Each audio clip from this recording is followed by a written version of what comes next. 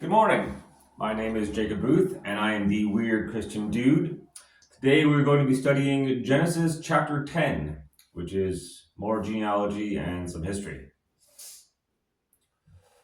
Now these are the generations of the sons of Noah, Shem, Ham, and Japheth. And unto them were sons born after the flood. The sons of Japheth, Gomer, and Magog, and Madiah, and Javin, and Tubal, and Meshech, and Tyrus. And the sons of Gomer, Ashkenaz, and Riphtah, and Togamar. So it's interesting. Names will be reoccurring throughout the Bible in various ways. Gomer, which is one of the sons of Japheth, is actually the name of the wife of the prophet Hosea in Hosea chapter 1, verse 3. And Magog, second son of Japheth, is also the name of a nation in Revelations chapter 20, verse 7 through 10. So they have significance in that type of way.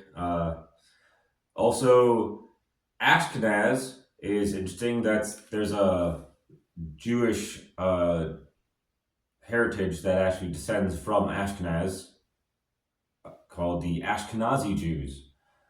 So there's probably significance in other names also that I don't know, but those are ones that stood out to me. Verse 4, and the sons of Javin, Elisha, and Tarshish, Kittim, and Dodanim. Tarshish is a city in the book of Jonah where he tries to flee to, which is most likely in the Straits of Gibraltar, which is about as far as you could go before you get to the ocean. And verse 5.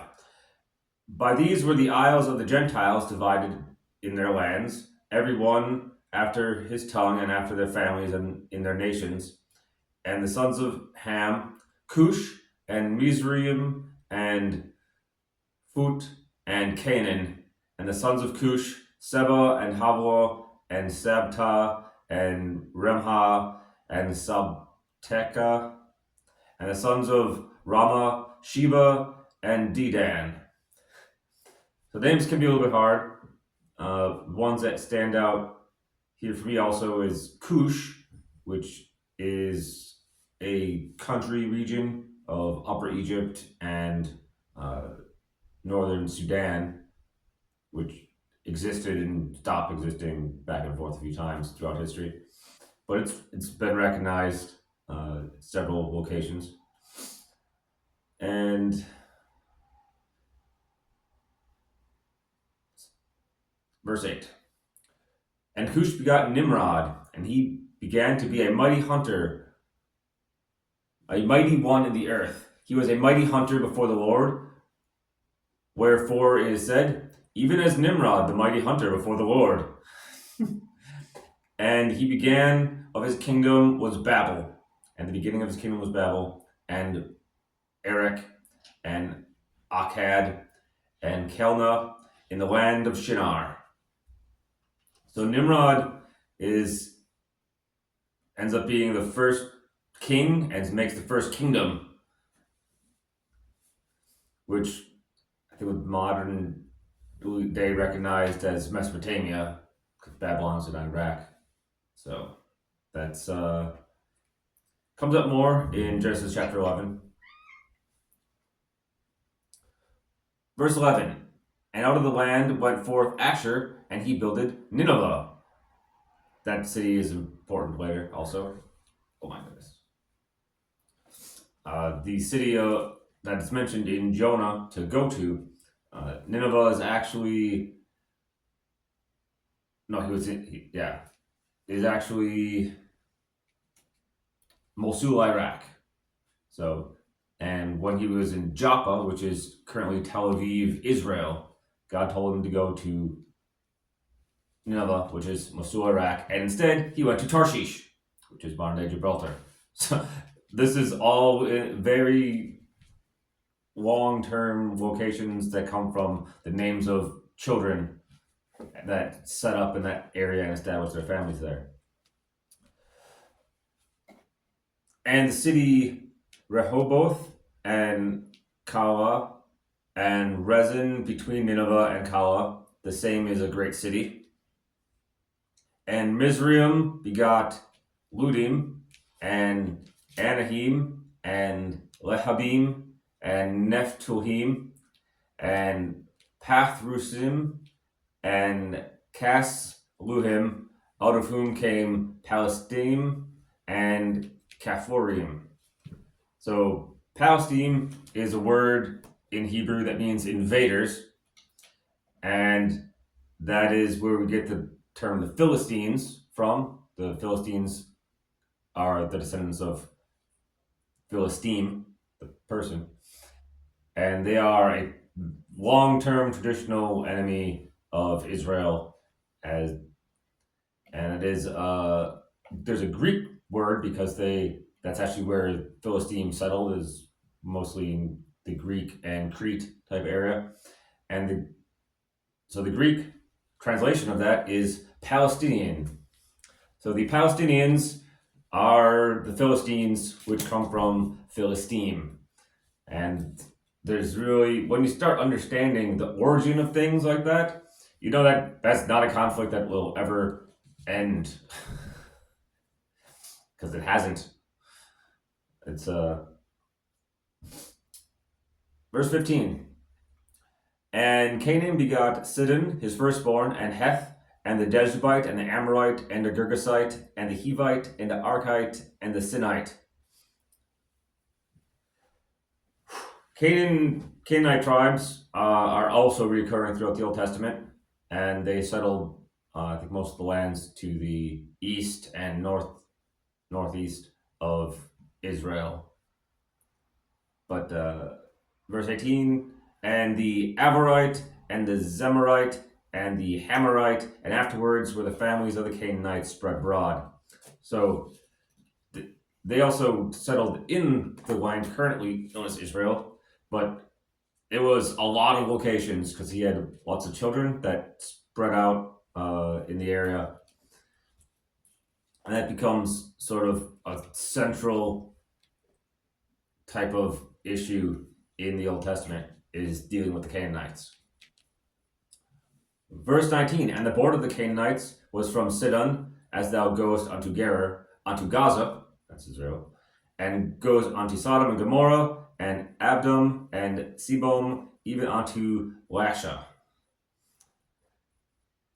So those other locations are not commonly known, but basically it will involve Israel, Lebanon, Jordan, and Western Syria. That's where geographically those cities and people settled. Verse 20. These are the sons of Ham, after their families, and after their tongues, in their countries, and in their nations. Unto Shem, the father of all the children of Eber, the brother of Japheth, the elder, and unto him were children born. I actually thought that Japheth was the youngest because he was stated last, but here I guess he's actually the oldest. Maybe that's a cultural thing that they state the oldest person last. I'm not sure, but that's the only clear who is the oldest of the three. Okay. Verse 22. And the children of Shem, Elham, and Ashur, and Aphodaxta, and Lud, and Aram. Aram, again, this person has a location that's named after them, which is in eastern Syria and northwest Iraq, which is where the prophet Balaam comes from. And that comes up in, I think, the book of Numbers, chapter 23 and 24, right in there. And so Balaam comes out of the mountains of the east from Aram. Verse 23, and the children of Aram, Uz, and Hul, and Gether, and Mash. And Aphodax begot Selah, and Selah begot Eber. And unto Eber were born two sons. The name of one was Peleg, for in his days was the earth divided, and his brother's name was Joktan. So, verse 25, we'll get links in with chapter 11. Peleg is when the continents drifted apart, is during his lifetime. So, in Genesis 11, 18, and 19, Peleg lives 239 years, and that's how long God established that he spread out the land. For reference, South America and Africa, which are on different continental plates, their edges are about 1,600 miles apart. So 1,600 miles in 239 years is about 4 feet per hour, which is barely noticeable except over extended period of time. So that's how God separated the continents.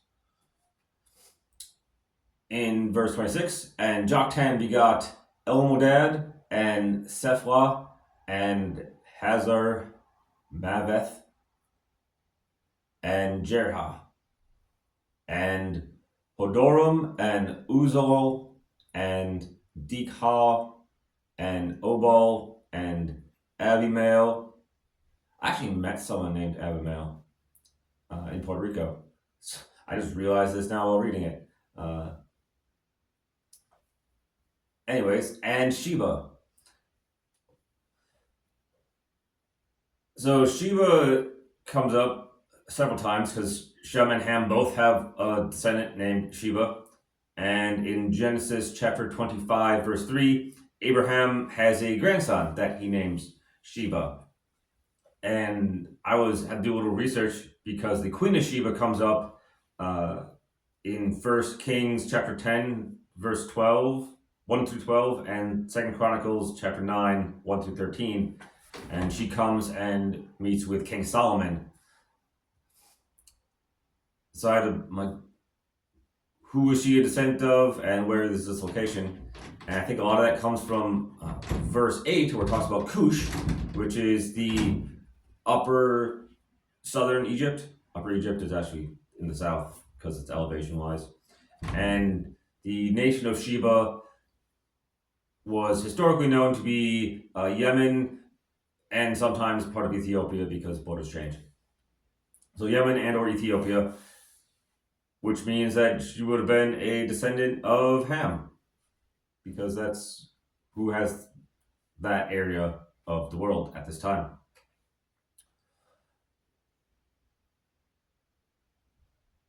Verse 29, and Ophir and Havlah and Jobab, all these were the sons of Joktan. And their dwelling was from Mesa, as thou goest unto Sephar, a mountain of the east. These are the sons of Shem, after their families, after their tongues, and in their lands, after their nations. These are the families of the sons of Noah, after their generations, in their nations, and by these were the nations divided in the earth after the flood. So this chapter lays out all of the nations in the world at this time, in this period immediately following the flood. And this is very specifically the nations, how nations were divided. In verse 25, the earth was divided. So it's the physical earth and it's the nations, and there's a difference between them. So thank you all for watching. Have a wonderful evening, and you're always welcome to come and talk to me.